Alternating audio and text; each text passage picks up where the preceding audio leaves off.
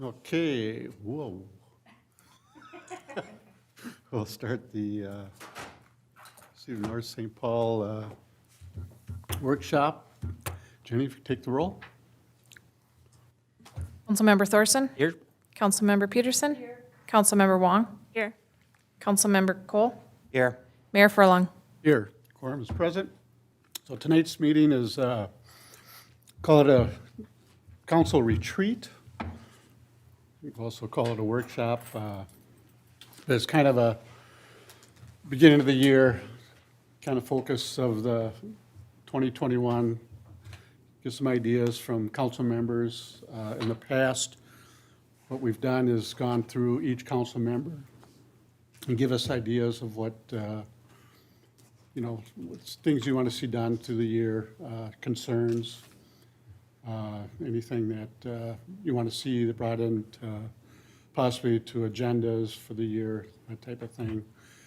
And then we'll collect everyone's, what they all have to say. This is kind of what we did 2 years ago. 2020, we didn't have much of a We didn't retreat because COVID hit and, really do anything in 20. And the last list that I found that we really went through is almost 2 years to date was February 4th of 19. so Where we that would have had, been yep, up 19. So 2020 just was not a good year. So anyways, we'll go through everyone. We'll write down, Jenny will take notes and write down what everybody's got to say, and then we kind of prioritize kind of what we're thinking of for the year. Whether or not we get through that tonight. I don't know if I want to go to 9 o'clock tonight, but, let's get through everyone's and let's see if there's a common theme of, there might be some people that replicate certain items, so that kind of eliminates that. And then prioritize. We'll put them all down and then prioritize either at the next meeting, or if we have time tonight, we can do it tonight. So, Scott, I don't know if you want to, anything you want to add to that, or? no, I guess I can just quick run through to give you an idea of the list that we had before. And what was nice about reflecting back on this list that we had before is that most all of the items have been taken off the list or completed by one way or the other. So this was back on February 4th of 19. We were talking about the trash hauling contract, and that was just prior to it being solidified, so that's done. Highway 36, 120, and the Silver Lake Trail connection, that was on the list, and that one obviously is still not, so I think that one is definitely one that we need to keep front and center and stay on that. Budget process, and that's changing immensely with our whole OpenGov and all of that process. Videotaping commission meetings, and we've made big changes with that, so I would say that's in place. Specifically at that time, I was talking about planning commission. Cable commission, that obviously has changed, so that's off the list. Police Civil Service Commission at the time, we were talking about the processes with that, so I think we've got that updated. Utility billing, that was on there, and we've made the corrections and things with that, and that will be continuing to evolve and change as we come online with the OpenGov in that process, but what was at hand previously was taken care of. IUP issue, that's been taken care of. Drug houses, that's kind of a ongoing issue, or we've settled a few of those, but that's on there. Arts Commission, we talked about an Arts Commission, so that's still an open subject. Chickens and bees, that was, we were working on ordinance and things with that, so that's been settled and is moving forward. Streetlights was a topic, and developments. So those are the items that I had on the list at that time. So why don't we kind of go through each council member?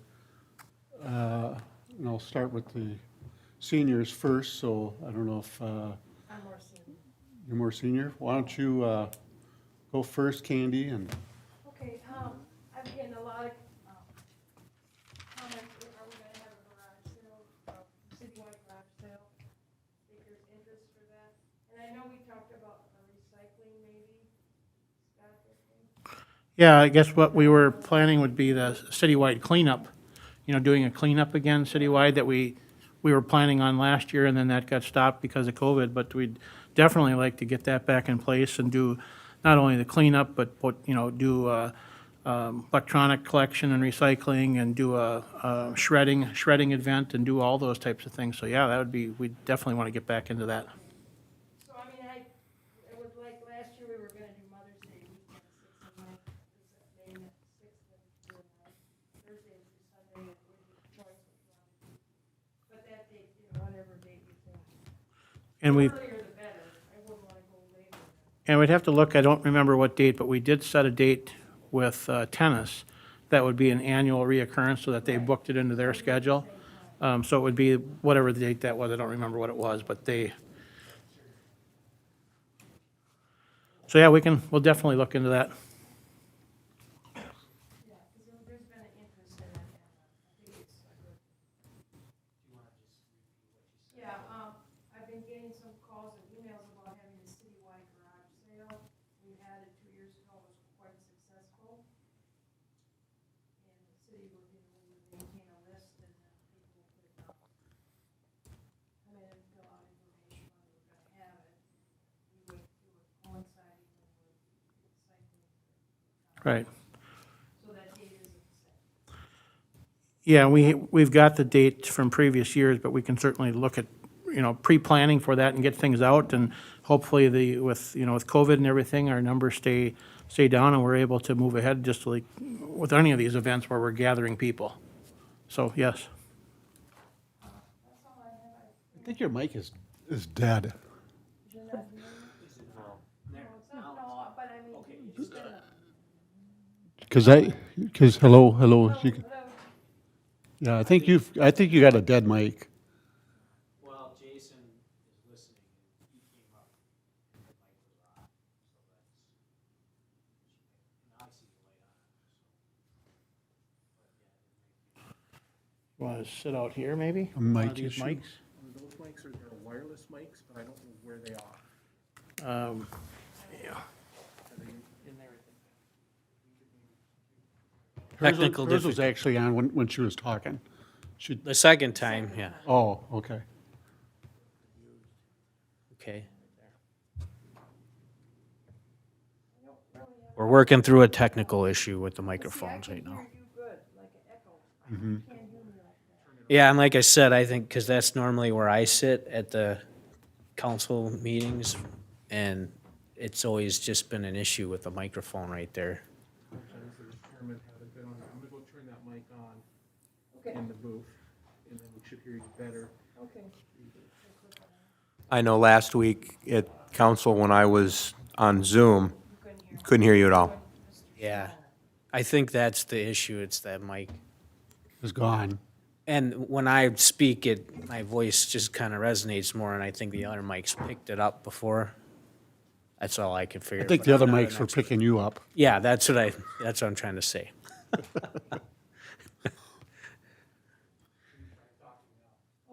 I don't think I have anything else, if I do, I'll. Oh, Thank you. Okay.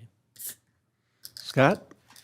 Yeah, I think that citywide garage sale is something that, I mean, it's like it's kind of like the Christmas or the holiday light deal we did. We just kind of helped communicate it. It wasn't necessarily something that we have to really do anything with and be involved with. It doesn't cost money. It's just making the announcement that, hey, we're planning a citywide garage sale, and we're going to help coordinate it and disseminate that information. So, and yeah, that recycling, cleanup day, document shredding, electronic, I've been getting people asking about that throughout the year too. So I think that's something that certainly our residents want to have happen. And I understand that with all that happened in 2020, but even so, I think there's ways that we can have it safely, because I know Ramsey County still has their recycling events at like Aldridge Arena. And it's basically, you just drive up, you don't even have to get out of your vehicle. You just tell them what you have, And if they can't take it, they just leave it in your vehicle. You know, I have a pickup truck, so it's pretty easy. You just drop the tailgate, but other people, they just pop the trunk or pop your rear hatch. So maybe that's something, if, you know, things don't get better, we could still kind of try to coordinate that through like larger parking lots that we have. I know if we couldn't do it at Public Works, I think that's where the plan was to have it there. Maybe, you know, larger parking lots in the community. I know Target's been helpful with the trash bin change out. I mean, they have that's probably one of the largest parking lots in the community I can think of, but schools or even if tennis is willing to have, well, okay, we're gonna have dumpsters dropped off at Richardson Elementary and Webster Elementary or something like that, you know, just so it's not a huge concentration of people coming to one location. Because I know I tried to help a friend who lived in Shoreview, and they had a advertised citywide drop-off day, and the line was like literally 4 miles long. Oh, really? And I think that's just a testament to, they didn't have a bulk pickup program like we had or offered it, and they had one event a year, and so people just kind of save up. And it's been a number of years, obviously, since we've had one, but when we did have it, it was widely used. Yeah. Yeah, so I think those two items are certainly something we should try to have happen in 2021. I think that street light was something I brought up, and just my opinion is that I don't think we need to charge a street light fee on our utility bill. I think it's just kind of, in my opinion, kind of a redundant thing, and that, you know, it just doesn't generate that much money. Maybe we can talk about that again in the 2022 budget when we talk about fees and stuff, but, and then the utility billing, yeah, we've gotten that CEC and state tax added in now, but I still think it's not in compliance with state statute, the way how you're supposed to split out taxable and non-taxable items. And I know I've talked about this before, and it's basically just been a software issue that it's just preventative from us from making those changes. But now that we've updated things, maybe we can revisit that. That'll I thought that definitely was be, incompliant, but I Well, could be wrong. the problem is that if you have, it's called a mixed billing, right? And so if you have, like if you go to Fleet Farm and you buy certain food items like they sell, they're non-taxable, but other food items are. And if you buy clothing in Minnesota, most clothing is non-taxable. And, you know, some things are taxable and some aren't. They're supposed to be listed on your receipt and the rate. So when you look at our utility bill, before, it just had everything that was taxable on one line. It said tax. And if someone was trying to calculate it, they could do it, but you'd have to know the rates. And then in the winter, if your house is heated by electricity, those months aren't supposed to be taxable. And so, I mean, that's just another little nuance, but we're in this business, so we need to make sure we're doing it right. So it's just a matter of, you know, moving, and then some electric items are still down below, listed separately, like the street light, and I know that's not taxable, but it should say street light non-taxable. Water and sewer services are non-taxable, it should say non-taxable. And then the electric service is subject to that state tax, Ramsey County, or it should say the rate. And then the tax should really be included subtotal in that. That's all, it's just kind of, but we haven't been able to do that because of the software that we've had, and just, yeah, and the corrections that we have done with the taxes, with the code and within code, and we'll be, as we move forward with the OpenGov rollout and eventually getting into the new billing format and everything, all that will open up all of those possibilities. yeah.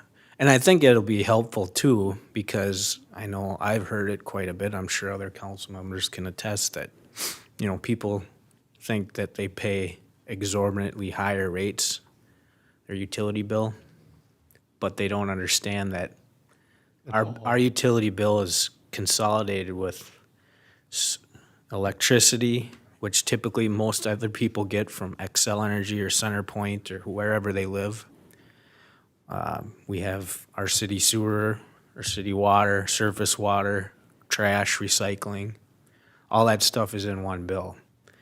And if we present it in a way that it's difficult to understand, you know, it just kind of makes everyone's job harder.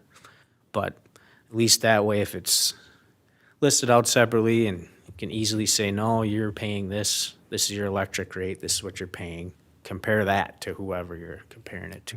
I just think would be, even if I'm incorrect and we are fine, I think it's still just a better business practice to lay it out that way if we can, and it sounds like we can with this new software. So it's something to look into. I've had mayor for the day, people come in and you're exactly right. I mean, my bill is so high, and then we sit down with Jason and, oh, I didn't realize, you know, everything's included with this, and yeah. it's- But it can be a, you know, kind of a painstaking process, because then you're sitting down and, well, what's this tax here? Well, hold on, let me go get a calculator. Let's go get the laptop over here and open up a spreadsheet. I mean, that shouldn't be that hard to figure that out. That's all. Yep. I just had some things written down, not too many, but 36 and 120, I think is something, I mean, I know we kind of made that, I think that was out of that 2019 is when you guys all went to the Capitol and met, and, or was it 2020? 19. It was 2019. Yeah. And, And then 2020, we hit that. yeah, That might have been 2019 also. well, They were supposed to be doing that corridor study Yep. from 94 all the way out, but that's just kind of the start of things. But still, I think we, like Scott mentioned before, we need to keep the pressure on this because it's not even in their 10-year plan at this point.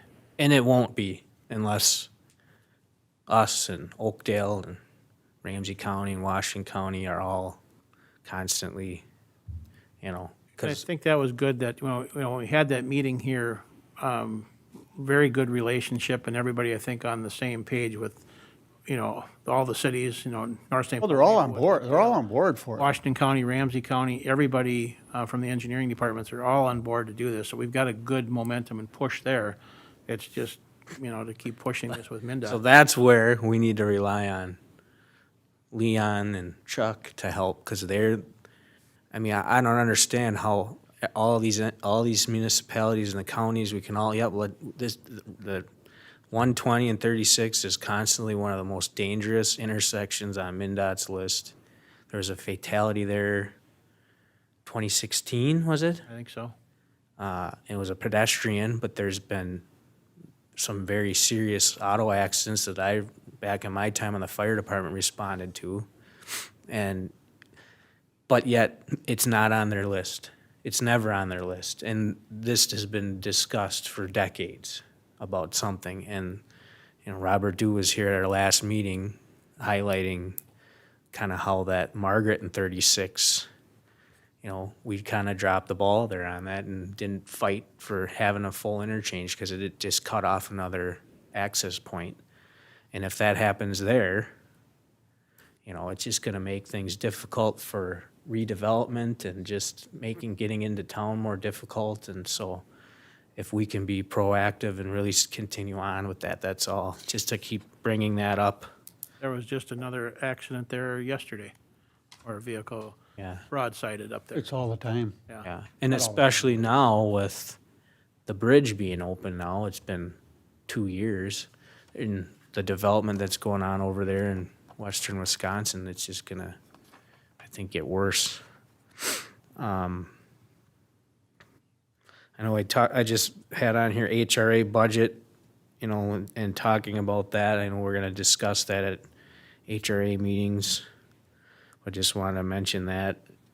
The park improvement plan, I know they're in the process of working on that, but that was something that it kind of discussed previously, how, the need to update that, because I think the last time that it was it in 2012 and it was adopted in 13, or was it 2013 and adopted in 14? But it's dated, and a lot of that stuff, I think, has been accomplished, and so important to keep that moving forward.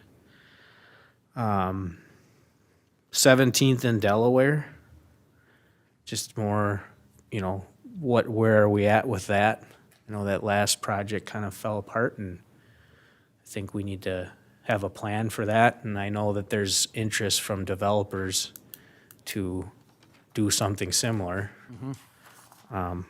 Or do we keep it develop it ourselves through the student loan or student HRA, student build program, those sorts of things. I mean, my thought with the interest that's out there, at least right now, that to pursue that. If we've got developers that are interested in it and doing it, I think we should put it up and make that available. Yeah, but again, from comments from the planning commission meeting when that went through, seemed like some residents thought that being a park would be a better use, and that's never been discussed.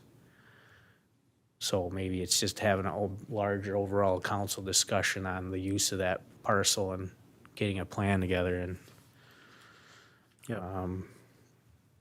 and then Sean Rivet's house that the resident lives on, is it Second, who's approached the city multiple times. Every time there's a substantial rainfall, his house is getting flooded. And that would be one I would say that we should set up a meeting for, because we've got the information back from the survey so we can make some informed decision on it. Because there's some DNR grant program that, if that qualifies, they would do, is it matching funding, or it would just be, No, it would be an upright funding. yeah, But now that we've got survey and all that, I think we've got information that we can Okay. definitely talk about it, yeah. And I have wanted to discuss that trash contract more as just revisiting where we're at with that, because I think, is it the end of this year? That's when their 3% starts kicking in, because they had their fees locked in for 3 years. Through the end of '21. And I think the big kind of unknown on that was the tipping fees and how our fees that we adopted, where are we at, and just kind of doing that evaluation of 1 year's worth and what our rates are. And I know we haven't done that yet, but just something that I think we should have a discussion on to see. Yeah, we can where we're at. recap the total cost on tipping and revenues overall in comparison, and then compare the rate increases and where we would need to set for, because that'll come up now also as we're starting the budget process and working on setting rates and that for the upcoming year. So, yeah, definitely go over that. And I know too, just a part of that discussion we can have too, but the reason why I want to talk about that is because I've had some residents express concerns over, the different sized, like if you get a 95, is that the largest size, 95 gallon? And we changed those rates per the size with the trash. But the recycling, it's just all the same. And now that we're offering different sizes, I guess the point just to really narrow this down, is to encourage more we want to encourage less trash, more recycling, or even less recycling too. It should be reflective in the rates we charge, right? Because if your recycling carton is $95 and you're paying $7 a month for it, and you're using that constantly, and someone uses a smaller one and they're being more resourceful and reusing more stuff, and they're paying the same rate, what's the incentive? Same with the trash. If you get a big trash can and you're maxing it out every month, I know our rates are, again, a little reflective of that, but I think that kind of ties into that discussion about encouraging that type of good behavior through reduced rates and the smaller cartons if you're using less trash and using less recycling. Or maybe not. I mean, I'm not an expert in that, but I think last time Victoria Reinhardt was here talking about the county's recycling deals, I thought that had something to do with some sort of, Yeah, the recycling rate is, I mean, it's a one cost because it's basically the truck going down the road, whether they're picking up, a 35 or a 95, that's the way the cost was associated with it. But trash, and the trash rates are such because we're paying the disposal on the tipping fees, so the larger rate, the tonnage is usually more. I mean, way back in the day when we started looking at this organized trash collection, when I did that, probably 25 years ago now at that time, I had actually proposed weight-based collection. And And obviously, we never went to that, and that was new in the market back at the time, but it was actually, in some parts of the country do that, I don't know if they still are, where there's actually a scale on the arm of the truck.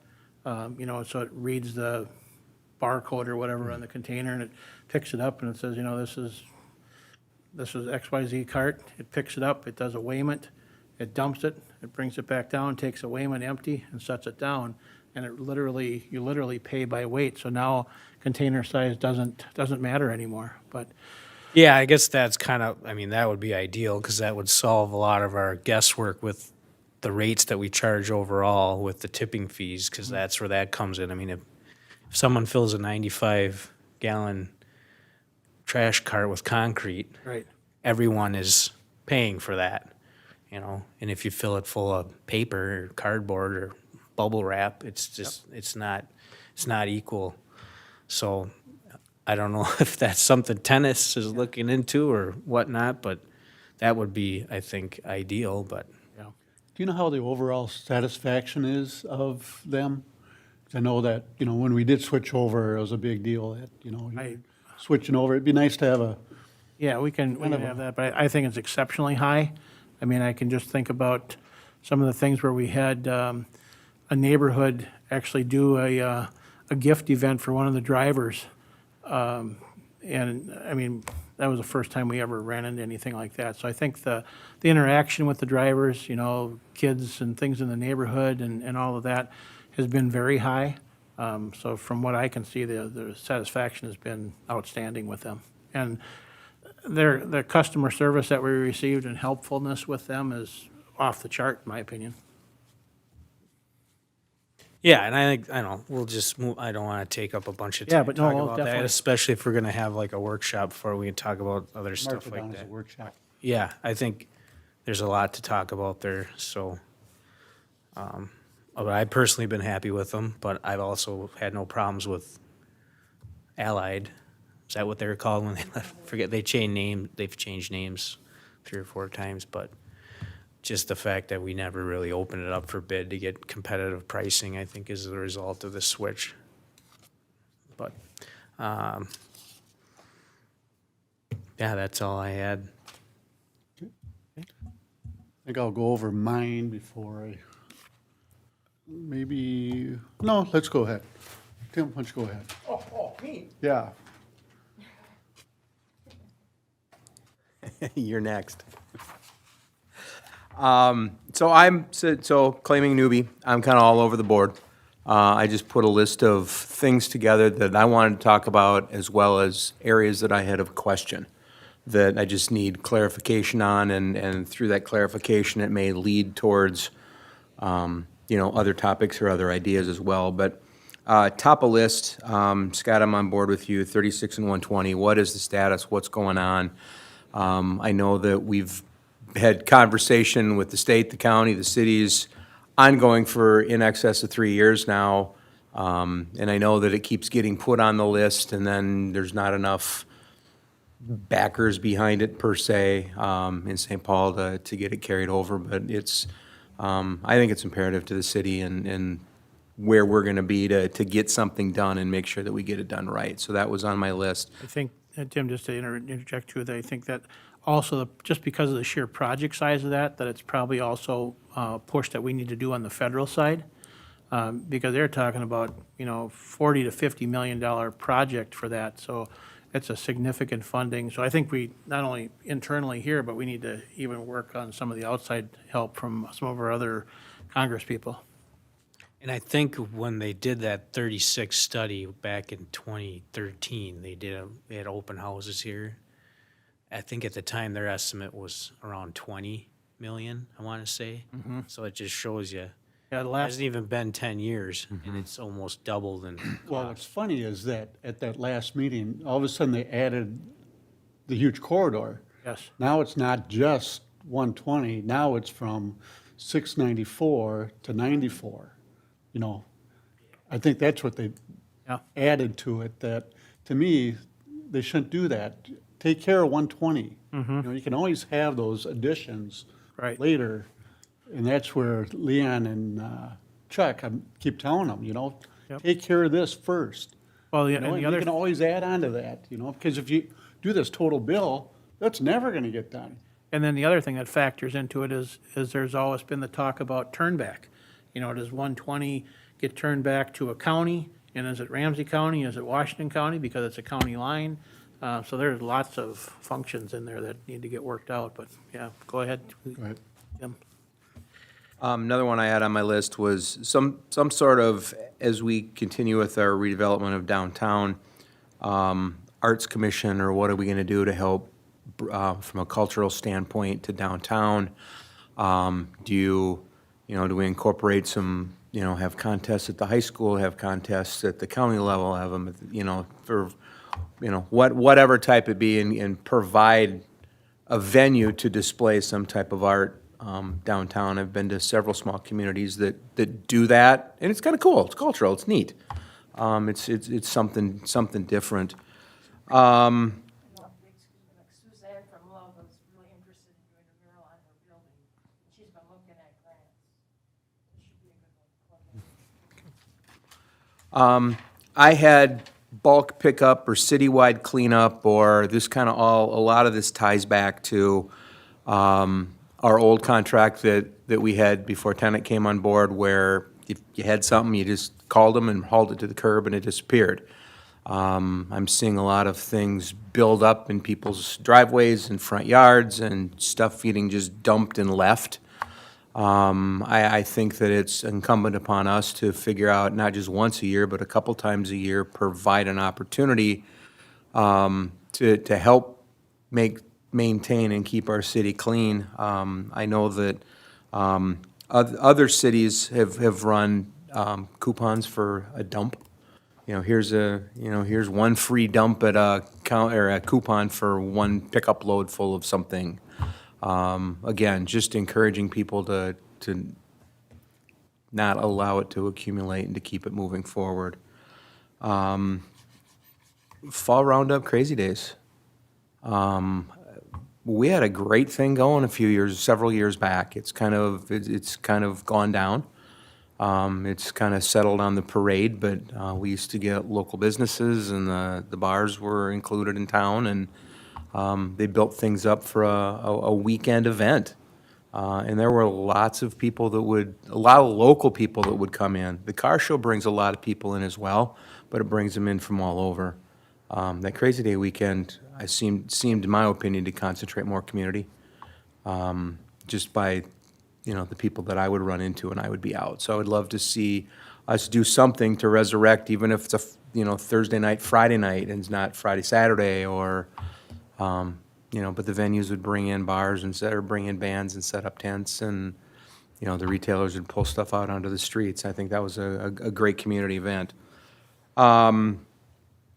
I have Zoom on here, a couple different spots. As we move forward, are we going to continue a Zoom platform for interaction with residents, or are they going to, is that going to be something that now they're going to be, at some point, they're going to come back to chambers the way it was pre-pandemic, or is that something going to move forward? One, something to think about, but two, if we do that, I think we need to improve our efficiencies. Last week, we were 7, 8, 9 minutes into it. I wasn't getting any of the meeting on Zoom. I couldn't hear anything that was going on. There was nothing being broadcast via Zoom for me to even see. That's why I had to send you the text, is the meeting even going? So, if this is a format that we do going forward, I think we need to figure out a way to better improve it, so that the resident, John brings a lot of points up, and that was one of them. It's just something we need to work on. Candy's mic. We've struggled for years. Well, and years. the Zoom, I think, works well. It's the interaction in between here, and that's what our new group is working on now, getting the things in here fixed. We've been trying to get this taken care of. We've got another company coming out that The previous one has been non-responsive, and these couple issues that we found with mics and things, we get those worked out, but I agree with you, Tim, that, we need to be professional with this, and it needs to work, and we need to make sure it's working, but I personally, I think Zoom is here, or some platform like it is here to stay. I think people, it's another media for them to go to. You know, we're doing, as we're putting out, this information is going out live. It's out on our YouTube channel, it's on our cable channel, it's on Zoom. I think just all those different platforms make the ability for people to tune in or be part of it if they can. And to your point, Scott, they're easy fixes. I think we just need to make sure that we make it a priority and not give someone the opportunity to, Yep. you know, I missed a chunk of Robert's presentation. It was, you know, it was disappointing, but, and so, Holiday Lights, I loved the initial run at Holiday Lights. Scott, congrats. I think that was an awesome idea that you came up with. I'd love to figure out a way to do it +1 next year. If instead of having, you know, a resident, an employee, we include a neighborhood. Or we do something to, I mean, we had a beautiful holiday period to get houses decorated. We weren't out there freezing to death getting it done, but, you know, if we can incorporate neighborhoods into it as well, it gives, you know, I think it would be great. A very broad area, but just improve the city's walkability score. I know that when you look at real estate and you look at things that are, you know, in different areas, we have a very low walkability. And what that means is you have to get in a car to get anywhere. So as we continue to develop downtown and continue to look at, and have others look at bringing their businesses into town, I think we should make sure that they're also the right businesses. Do we need some type of a little convenience store on the east end of town, or, you know, the old, you know, Kendall's was there forever and ever, but I mean, that's not gonna come back. But Quick Trip, phenomenal. You know, it gives that area somewhere to walk to, but do we need to look for additional things like that? City-owned properties, this is more of a help me with. I think when we went through the city-owned property list last time, I remember, there was at least 10 or 12 properties that the city owned. What are the plans? What are we looking to do? How does that fit into city development? You know, Delaware and 17th, you brought that up. You know, I think we've had 2 people take a run at that thing, and it hasn't worked yet. You know, but I know there's other properties next to Sidewinders and that's city-owned, and I think the city has 3 or 4 lots across from the townhouse development that are all wooded. I think we acquired those in some type of a trade. You know, what are we gonna do? Because, again, where my head goes is, as budget shortfalls came upon us this year, they're past last year, it's gonna be difficult again this year. And how long are we gonna hang on to these properties until we can turn them into revenue-based, revenue-generating properties? And I get it, we wanna hang on to some for the right thing, and the right thing might not be available this year or next year. But is there a plan? Is there communication someplace that I'm not aware of, that we have a master plan? That's kind of more one of the, you know, one of my learning, you know, what do I need to learn type of questions. From a park and rec standpoint, we are tomorrow night kicking off, again, revisiting the park and rec improvement plan. There was one done in 19. In going through it, it looks like they probably just took a lot of the stuff from 13 and redid it. You know, the pages aren't ordered correctly. So the commission is going to put together a comprehensive plan, including improvement to parks, with goals along the line of a dog park, replacing the Army playground at Casey, updating the equipment, you know, the Army playground, and updating the exercise agility equipment that are in Casey. You know, improve and better utilize the space at Northwood. There's a lot of land up there.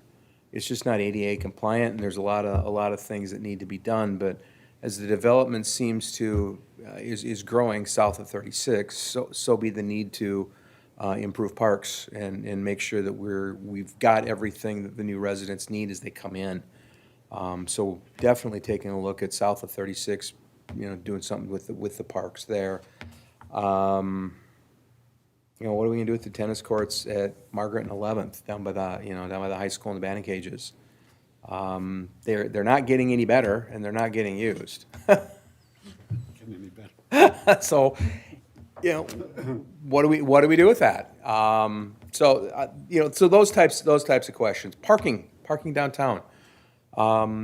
We talked that there's not enough. Well, how much do we need? What do we need to provide? Do we talk about a ramp? So that we can build up instead of out and be able to better utilize land for development, and as the city continues to grow, have space available to put in new businesses and buildings, and, whether it be more apartments or condos downtown.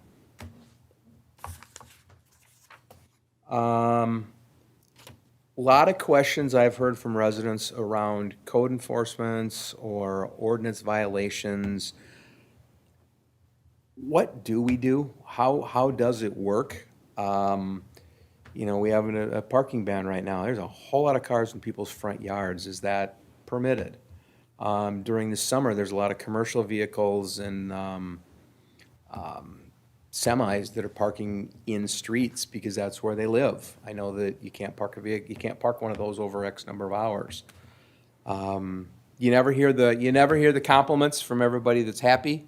You hear the comments from those who are negative and have something they want to talk about. So I recognize that when I was knocking on doors and talking to people. But is there something we can do to better educate, better inform, provide an easier path to enforcement or making people happy?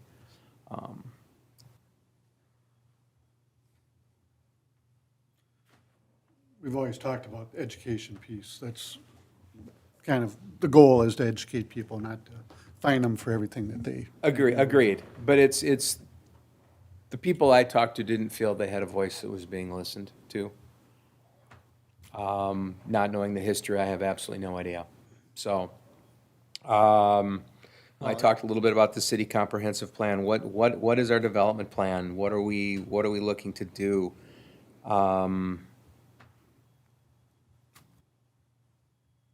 And the other one I have is how can we shorten the council meetings? Time-wise. I think for the most part, that covers my 3 or 4 pages of rambling comments. Some are what I want to see, and some are what I need to help being educated on, because I just don't have the history. Just quick comment, as far as your code enforcement, I think you'll find, as your time in serving on the council, that making people happy, it's impossible.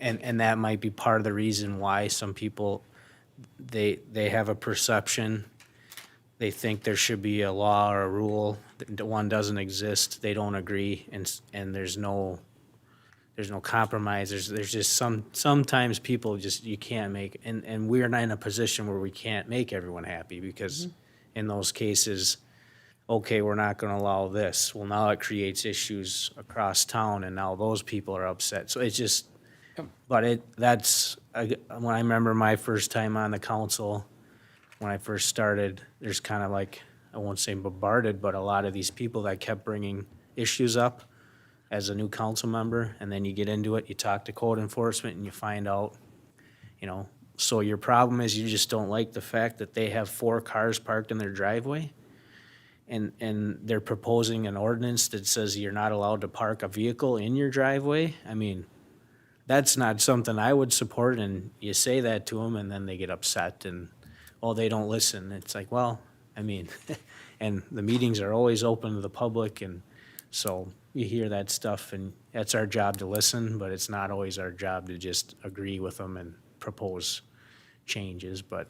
No, and Lisa and I provide new ears. I mean, we're the newbies that they haven't hit up yet. So, You're the new cashier. There you go. Other than that, I think that was my list. Okay, good. All right, Lisa. You don't wanna go next, Mayor, for a while? Nope, I'll be at the end. Okay. Let me find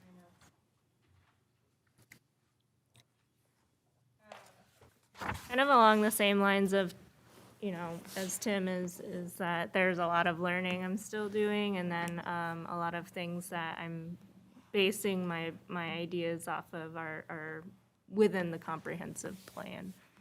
So one thing I have is in regards to a question, maybe more so, but also of interest is placemaking that is within the entire comprehensive plan in several areas. And just wondering, you know, what is the plan for placemaking? And, you know, how are we as a city going to move forward on that plan? And to also maybe make that as integrated as possible with a potential downtown marketing plan, which I also saw in the comprehensive plan with all of the development coming. And I understand, you know, I think probably like 6-7 years ago that the city worked with a bunch of like Humphrey students to kind of do some brand ID, and that's kind of how we have the signs and all of that. So just thinking about how do we, you know, kind of brand our downtown for incoming folks and businesses in the coming year as development continues happen. And then, you know, we're possibly going to want to, you know, court some businesses, open up RFPs, et cetera, things along those lines.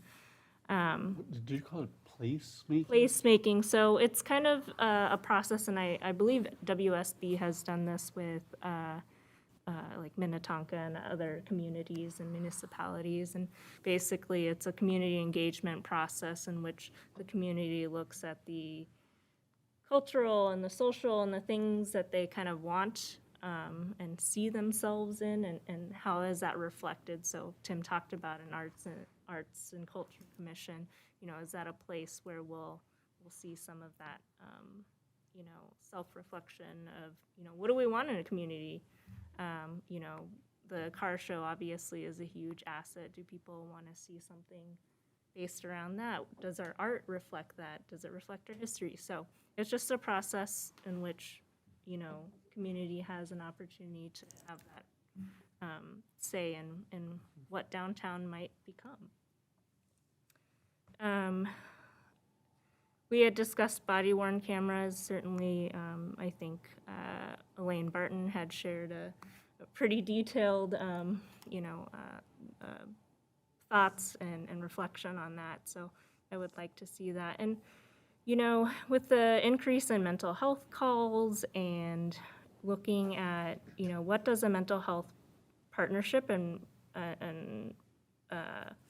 look like between, you know, our law enforcement and mental health providers as they go out for calls.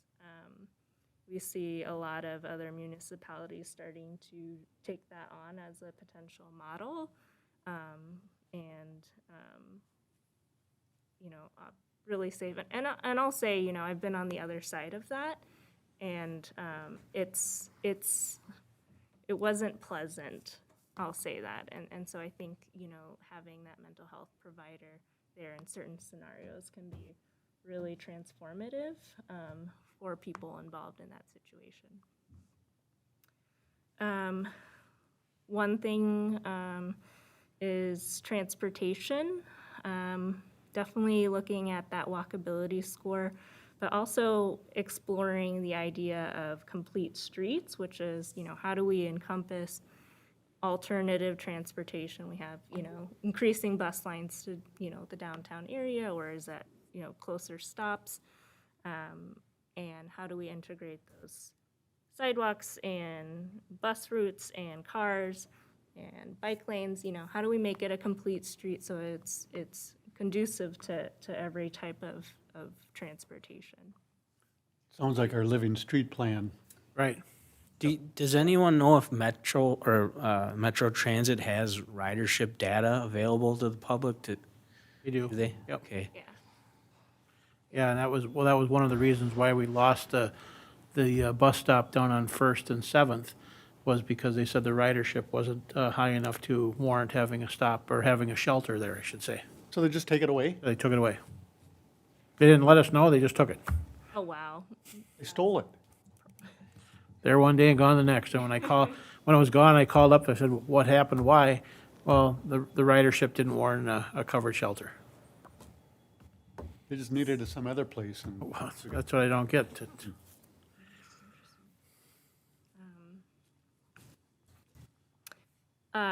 Yeah, so kind of taking the next step with that complete, I guess that Living Streets plan.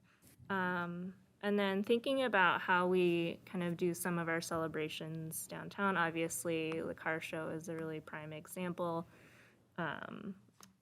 You know, the fall roundup days, that was, you know, a discussion. You know, I think that perhaps including some sort of farmer's market or some sort of craft market to kind of tie it into that arts and culture kind of thing.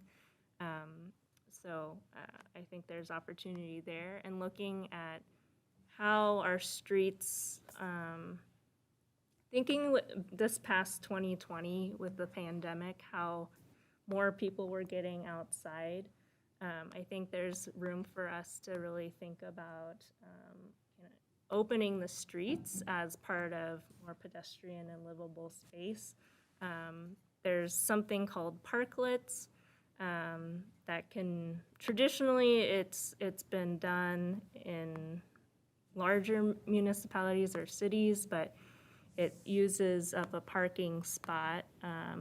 And basically you can build it out to have like a little patio seating basically, and it's designed in any way the business actually will, I guess like traditionally purchase the spot, but they can use it for outdoor seating to expand their seating. So there's some different models, but it's otherwise another space for people to use and be out and about.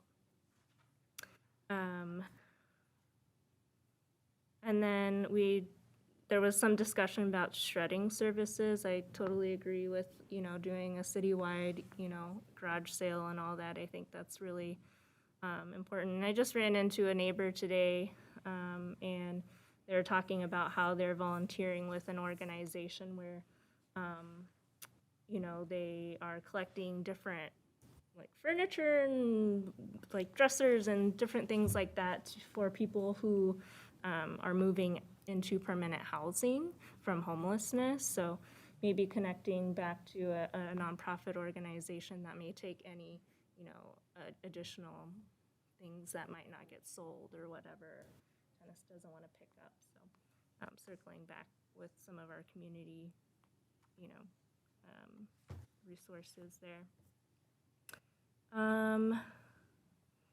And then this is more of a temporary idea as we decide what happens to 17th and Delaware, but would like to propose an idea of perhaps having it as a temporary community garden until there's some sort of plan for it with a potential developer.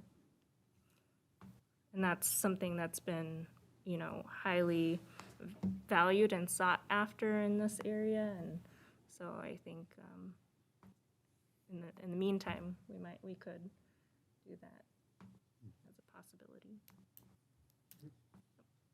That's all I have.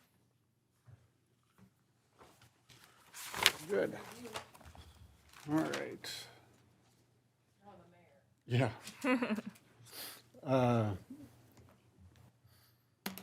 I think with the 36 and 120, we talked about the Silver Lake loop, trying to connect that around the lake, whether or not it's a separate project from the interchange. But I know the legislators are tying that into the 120 and 36 project. But again, you know, it might be something that we could get done without, you know, to me, they're trying to make this into this huge thing, and, you know, if we can do sections at a time, and if Silver Lake was one of those that we're able to get done sooner than later, that that'd be good. One thing that I keep hearing is that, you know, we need a restaurant, you know, we need a really, I think a restaurant that's gonna be an anchor for downtown. I think with all the new apartments and all that. So with that said, a lot of these restaurants are asking for some sort of incentive, either from the EDA, from the city, especially coming out of COVID now, it's even going to be harder for them to get a restaurant going. And I think that's, could be a discussion, Scott. I don't know if it could be a, you know, a closed door, if we just, like, set a number, we don't want it out there, but at least with our marketing stuff, we could put, there is an incentive from City Hall that potentially you could come in to our city without saying what that incentive is. If that makes sense. Yeah, I think that's definitely something that we, you know, obviously we're working on that aggressively now, but, and we're not anywhere yet, but that's definitely something that's soon, and to make sure that we have council support on that and what level, like you say, internally, that we know we would have support for, and we could talk about that. In every restaurant we've talked to, they've all asked, Right. what incentive does the city? Free liquor license. And we don't have, you know, we haven't heard from the council, you know, Right. what can that be? What's the maximum and what, you know, what's a tool for us to lure them in, to offer them some sort of incentive. So that's that. I also have the city-owned property, the commissions. We have two on hiatus right now. One's the Environmental Commission, one is the Design and Historical Review. We're talking about maybe adding a commission, the Arts Commission, so I think that might be something we could talk about at a workshop, of either eliminating some and adding one, or keeping one on hiatus. You know, I don't know. But I think that's something that the council should discuss. Backdrop in the council chambers here, it'd be kind of nice to have some sort of artwork here. Like all the other city homes. Yep, everyone's got it, and we don't have anything. It doesn't have to be my picture, but, you know, it'd be, We've got that layout that we did. I can send that back out to you, you know, that we had sent out before. That was all done, and that same thing, and all that kind of stuff just came to a stop with the whole COVID, because everything shut down, businesses shut down. But I'll get that drawing back out to you, and if that's something that everybody is still supportive of, we can move we don't have to ahead with it. spend a lot of money on it, just No, make something no. look nice back Yep. there. I'll send that back out. Yeah, paint by numbers. There we go. Park plan, Tim talked about that. DNR grants, I know that you've been forwarded some of the grant stuff, and staff-wise, I don't know who would write these grants, if we have people on board that, We're working on some of them right now. and that includes bonding. You know, every year, it seems like Chuck and Leon are asking us for bonding. You know, what projects can we do? Is it the Silver Lake? Is it something that, the dredging? We're having a lot of, or the Silver Lake Lake Association is asking for some sort of dredging in some of the bays there, because it's never has been done, and it's pretty thick. But we are doing a study, I believe, Scott, on that. The watershed is gonna take a sample of the, Well, they're trying to work it out with Valley Branch and us. That hasn't been finalized yet, but because that one's all in the Valley Branch area, so they would potentially take the lead on it, but we are talking about them trying to get that moving forward. code enforcement. Are we okay staff-wise with code enforcement? Yes, we're back. We are now. We've replaced the position. Okay. Events, everyone talked about events. I think that's a great idea. The bulk pickup, great idea. Holiday lights, I think that's a great, expand on that. But again, a lot of these events come down to volunteerism. I think that's what happened with, you know, like the fall roundup and the other one that you mentioned.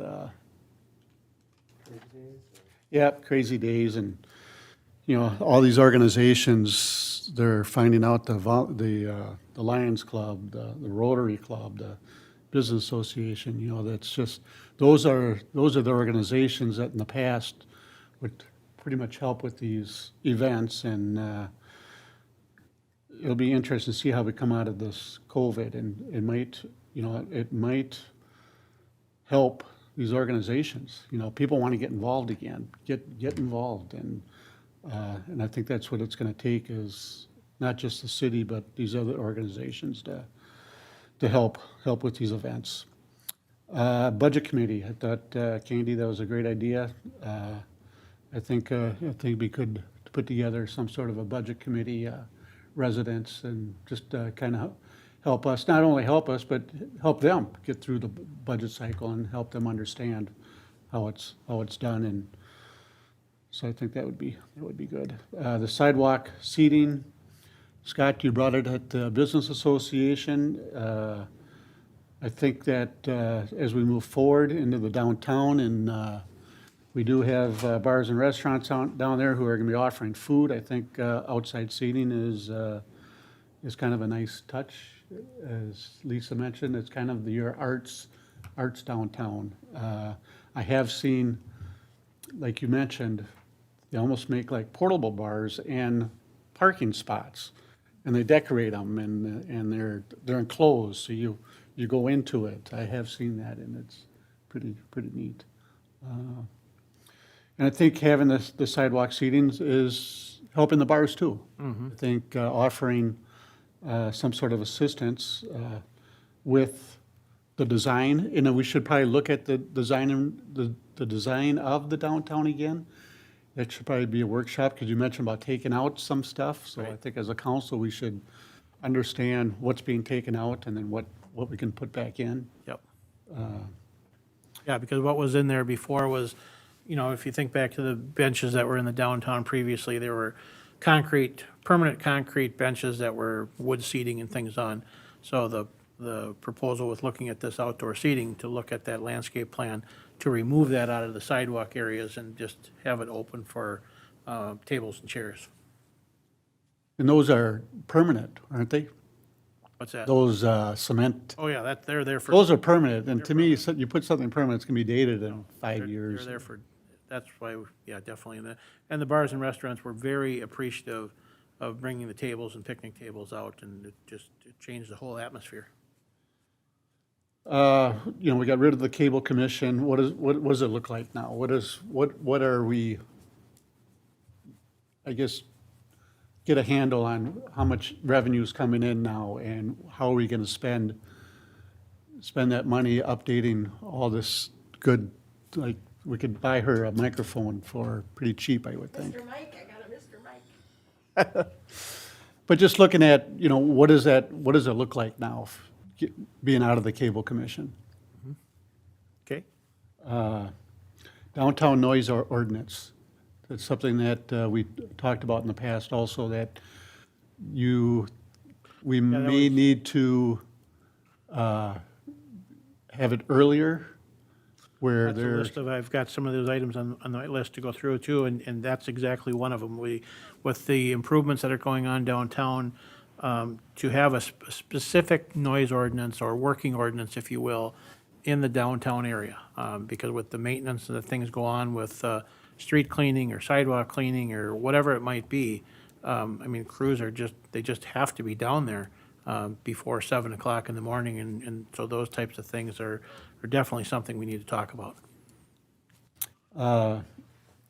so as we come out of the pandemic, and as we get back to normal, I just want to do something different in the city. How can we celebrate? You know, we're kind of back to normal, whether it's going to be, you know, this fall or next year or next 2 years. You know, I just want to be prepared to have something in place to have maybe a city-wide celebration, either down at Casey Lake, have a barbecue, have the council barbecue, Johnny and home. have a band, and Lisa doesn't. get the, I'm sorry, I don't.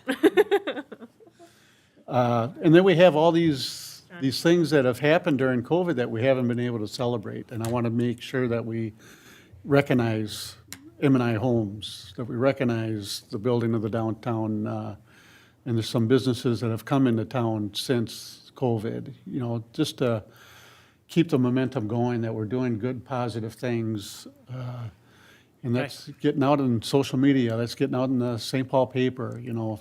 This is, we're on the move here. We're trying to do things positive and have some very positive marketing out there. I hope that, you know, in September, when, as we're looking towards, you know, Tim talking about fall roundup and we're, all those things, and the building hopefully by, well, completion in the downtown by that time, that becomes a good opportunity to really have some large event and celebration and that in the community, but not only our downtown improvements, but to look at these other areas. I mean, that whole Anchor block area, I mean, maybe that becomes a celebration of it in its own, in the community over there with that whole area, but the whole Anchor and M&I, the way M&I Townhomes is going right now, you know, that thing was started out to be 2 phases, but probably going on for 2 to 5 years. And I wouldn't be surprised if that project is completed by this fall. I mean, the way construction is going up there, I would expect that they would probably be complete with their construction this fall. Yeah. Yeah, my son Ryan, who lives in Green Bay, he couldn't believe it. He could not believe it. Comes into town, hasn't been in town for years, and, Well, no, but just to see what's happening. Right. You know, he bitches about the potholes, but I said, you know, he couldn't believe it. He was so impressed. Must be doing something right, Mom. I said, yeah, it's all on. and then my last is the, what Candy just said, what type of capital improvements, you know, the streets, get their priorities for the streets and what's gonna be resurfaced and all that, so I think that's a good priority to have for the year. That's all I have. I thought of a couple of things. As we, okay, we'll go back, Back quick. I'm sure everyone's Not gonna gonna take have- up a lot of have time. something. Wait, But to go off of what you're, I think, and this was mentioned, I think, in an EDA meeting about, you know, because we're gonna have so many new residents with the townhomes and these apartment buildings and just the new, you know, people are moving, coming, and I know Candy, what do you have, some list from the county when someone moves in and she sends them a welcome card? Welcome card. Yep, and the that's- city- yep, so- I gave one to Lisa. yep. I didn't I know. remember. Yeah, and people And then remember. That updated thing, I'm hoping that the Scout's gonna do it. The Boy Scout I don't think so. is not gonna do it now. Because I've been using that old list. Okay. But it's something. Well, It's a history, good history. so, I mean, more proactive reaching out to new residents and like a welcome to North St. Paul kind of information guide, you know, to let them know like, hey, your trash day where you live is on this date and here's where you can go to pay your bills, all that sorts of stuff. And we had an old one, yeah. That's right. That, That's all, the old snowman's on there. so Or say- maybe, But there's something like this. yeah. You get that when you moved in there? I have no idea. Well, and again, something not too complex or just something simple to just kind of give people an idea of, like, if you were moving here from Texas and you knew nothing, you know, I mean, people are resourceful and can figure it out themselves, but just to be, you know, when they're moving in and it's already there and, you know, just something, And I think the website too is, you know, we really want to draw people to the website. Is- yeah. And that has just been, I mean, from where we were to the numbers and the viewers that we have on that is not even comparable, but it continues. And comments about expanding Crazy Days, I mean, I'm all for that. I mean, and I think it would, you know, I don't really understand why it ended. And I always have people ask, well, what ended? And I think there was I think personally, some political angst amongst it, that some people didn't like it and some residents didn't like it. But I think it's a combination of that and just like Terry, you said, it's volunteerism. I mean, someone was organizing that and running it. And, you know, so it takes people to get involved. And I mean, I've heard that from all sorts of people. And Crazy Days used to be an event where people would come from out of town to spend the weekend with their friends because it was Crazy Days. They were doing the toilet races and there was a guy wrestling a bear That's way back in the day. Not gonna happen anymore, but. Well, someone could dress up, won't we have a bear suit or something, whatever. I mean, that could be driven by the business association and businesses, and I think the attitude has been, well, we're not allowed to do these things, And you talk about, when the car show, the street is shut down. I mean, they're letting cars drive, but the street is literally shut down. And I've been to downtown St. Paul and downtown Duluth when they have these street dance parties. I mean, it's obviously, they have a police presence and things, but the idea that, well, you can't walk outside with a beer is not the case when the street's shut down. And there's stuff like that where you talk about that a few years ago and everyone just, well, there's no way that they would allow that here in town. And I would kind of say, well, why not? And again, I think there's multiple reasons, not to get into, place and blame or anything, but if that's something that our residents want, it's certainly something that goes on in other communities. I don't see why we can't at least give it a try, and if Crazy Days becomes too crazy again, we could scale it back and rename it or remarket it or whatever, but I think that's great ideas that we should just definitely look into, so. And then the Metro Transit, I'd be interested if we do have a workshop about that to get data, ridership data and things like that. Because if they're saying, we're shutting down stops because there's just no one there, why is that? I mean, Well, in that case, they kept the stop, but they eliminated the shelter. And the shelter's there to go through all the work to take it down when it was there. And we were doing the work out there. We had the new sidewalk and the new platform and everything there for it, and then they removed it. So it was too yeah. bad.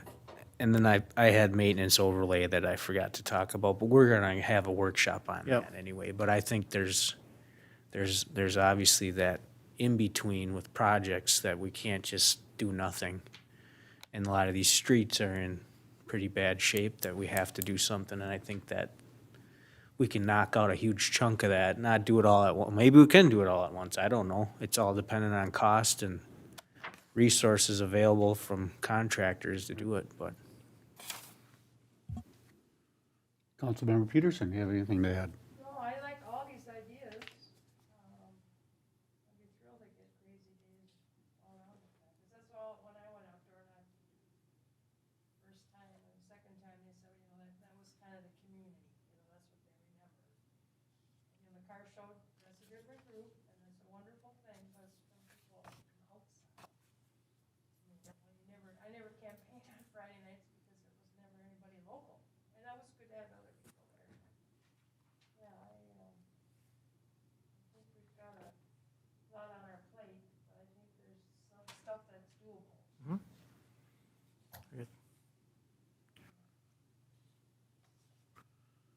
Did you have something?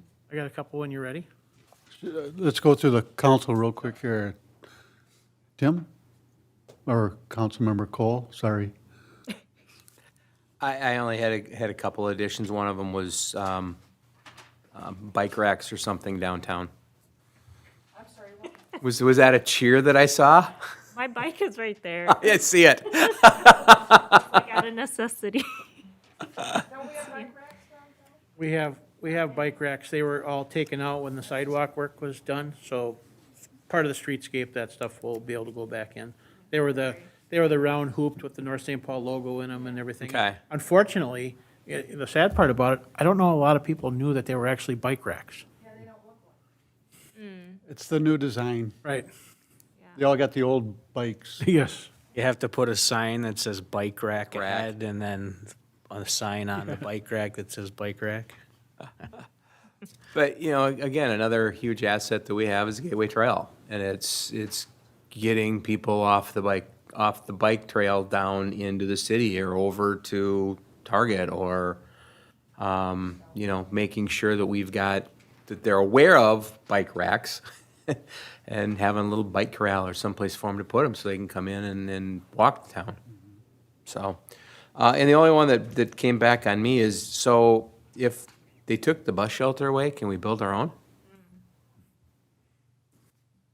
I mean, I assume we would be responsible for the maintenance on the shelter as well, but, I mean, if the bus line still runs and they deemed it not large enough to support a shelter, can we just put it in a plan? And trash cans too. I mean, that kind of got brought up in the past, and I know it's just one of those things where you have these agencies that say, well, we don't have the time or resource to do it, and it's in our city, and I get that they're operating in our right of way, and so we give them permission. It's unfortunate that they're not communicating with us like that, but it's kind of like, the DNR issue with the graffiti down in the tunnel under 36 and Margaret. Oftentimes that happens, and sometimes there's some pretty vulgar stuff.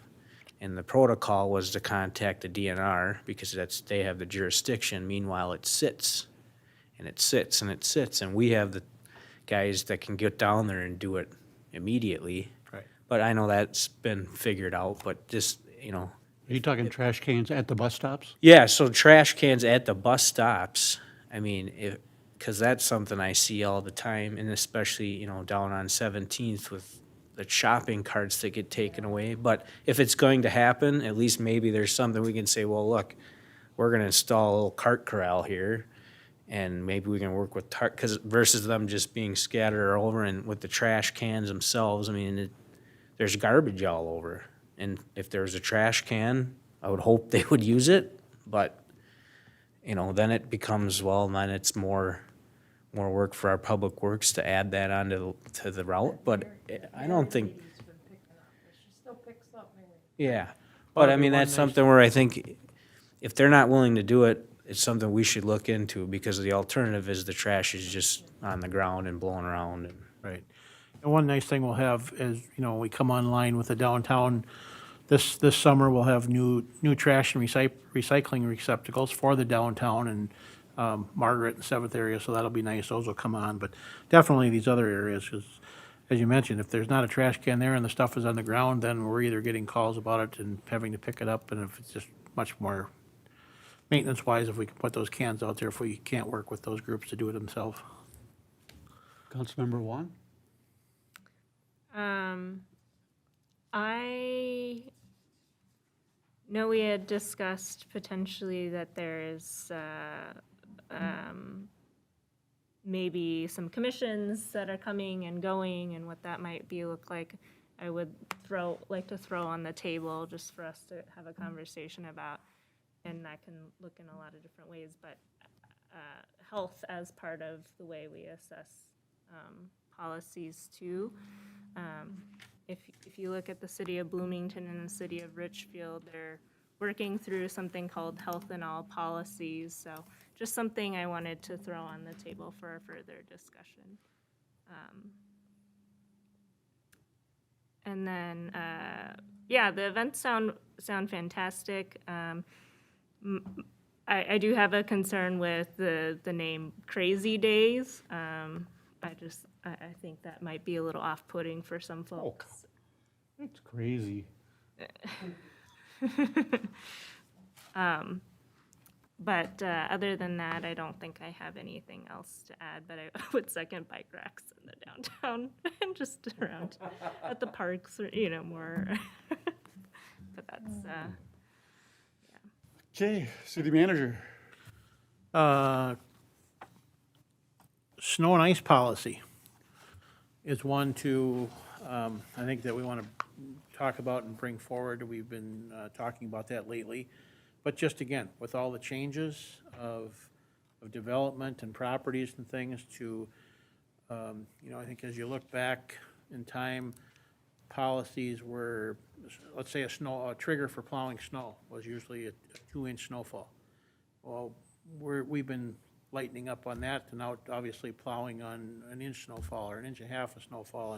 And just the terminology has even been changing, and more so on the private sector of things. But I think the level of service and the level of maintenance that we want to provide, a lot of the terms that you're starting to hear is almost like a zero tolerance, if you will. And some of this, granted, it's more on properties and sidewalks and walkability, but just that in itself. So not only our snow and ice policy for streets and parking lots, but also sidewalks. you know, the maintenance level that we do on our sidewalks in and around the downtown area and trails and things like that. We're plowing, we're sweeping, you know, a quarter inch of snow or something, we're out sweeping those. But all the other sidewalks, and I'm not talking about doing sidewalks throughout the whole entire city, but sidewalks of main ways, I guess I would call it, you know, like 11th Avenue or Margaret Street or 17th Avenue, or some of those main connecting thoroughfares that might take you from park to park or destination to destination. Do we look at that as a city to take on doing those sidewalks and the level of maintenance on those sidewalks to the same level of care that we're providing in these downtown areas? I just bring it up because of, when we talk about the walkability, is it year-round, and with all of the new development that we have coming on. So both the snow and ice policy, streets, and the sidewalk removal. The downtown noise hours, we talked about that, to bring that on. Signs.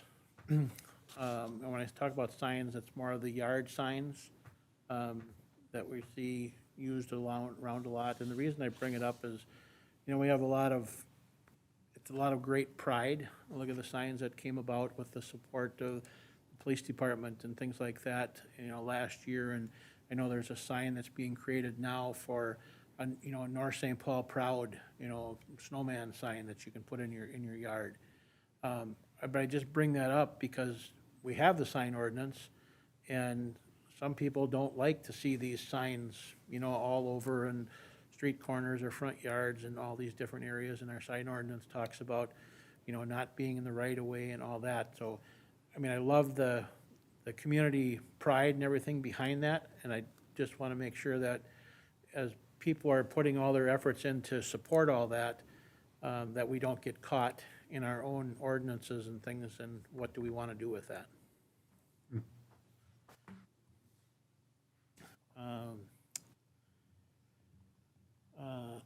HRA and Ramsey County, and this is one that will be coming up for conversation very soon. Heard from Ramsey County on a very snippet of information. I'm going to be talking to their community development person tomorrow. But Ramsey County is looking at starting an HRA within the county. They've not had that before, and it's interesting, didn't know this, but what we're finding out is they're looking for our support in their movement forward from both North St. Paul and also the city of St. Paul. Evidently, North St. Paul and St. Paul were the only two cities in Ramsey County that had an HRA prior to 1971. And so because of that, there's evidently some statute or some requirement that the county needs to seek our support or approval. And I don't know all the details yet, but my understanding is they can move ahead with this without our support or that.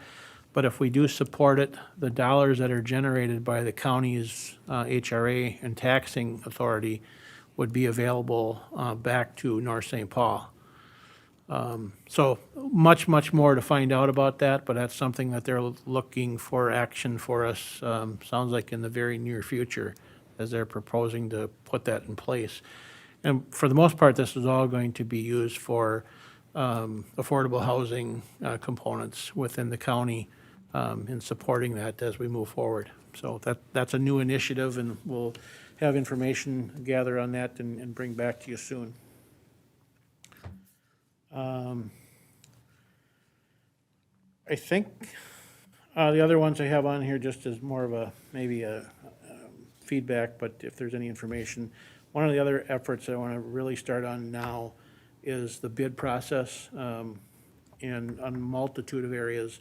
We've got upcoming for mowing this year that we didn't do last year with COVID and all that, but just the bid process overall, putting bids out there for multiple different city services, mowing, plowing, hauling, paving, you know, as we talk about all these things coming up, aggregate and uses of that, and even to talk about looking at other comparable cost on small engineering services. We've got a lot of different projects that are coming up that we have to do, and so we were looking at some of those comparable costs just to see where we're at with those types of things.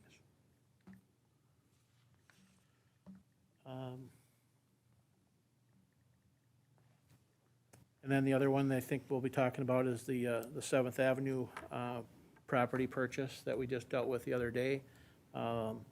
That, we were successful with that purchase, but there's a 6-month period on that, so we'll definitely stay in tune with that and talk about plans moving forward here.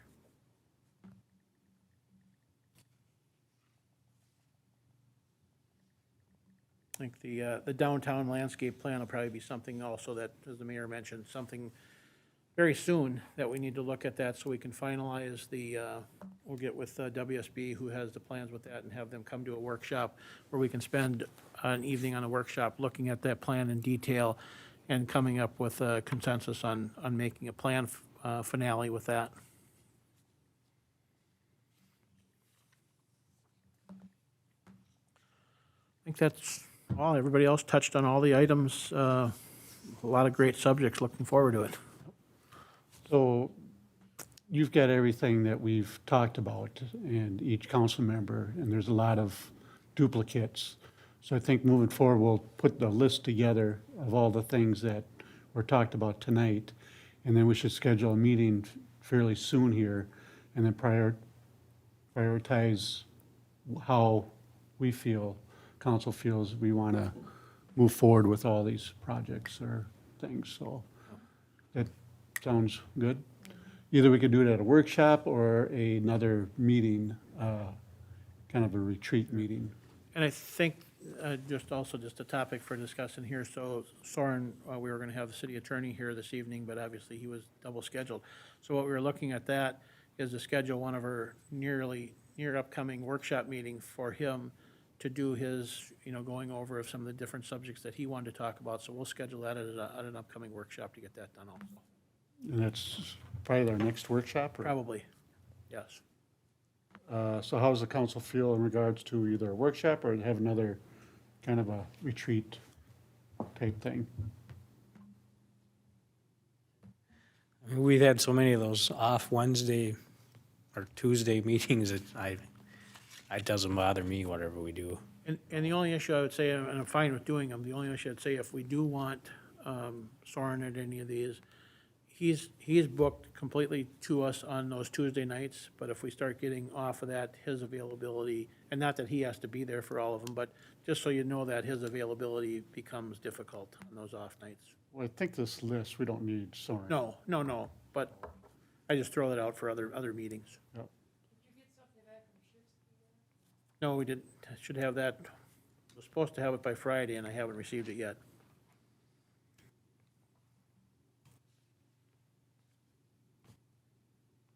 So March 9th is a Tuesday. We do have EDA, but that ends at 5.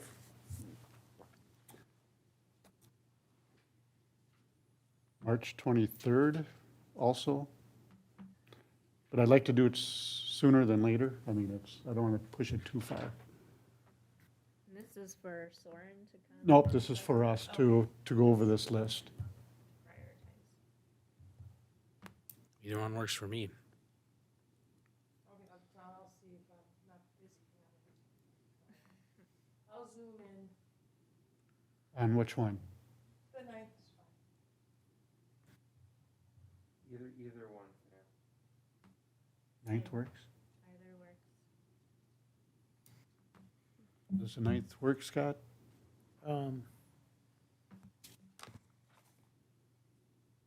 Yeah, EDA that night, so maybe do we want to give it, instead of starting right at 5, just so we get a little, maybe we're all right with that.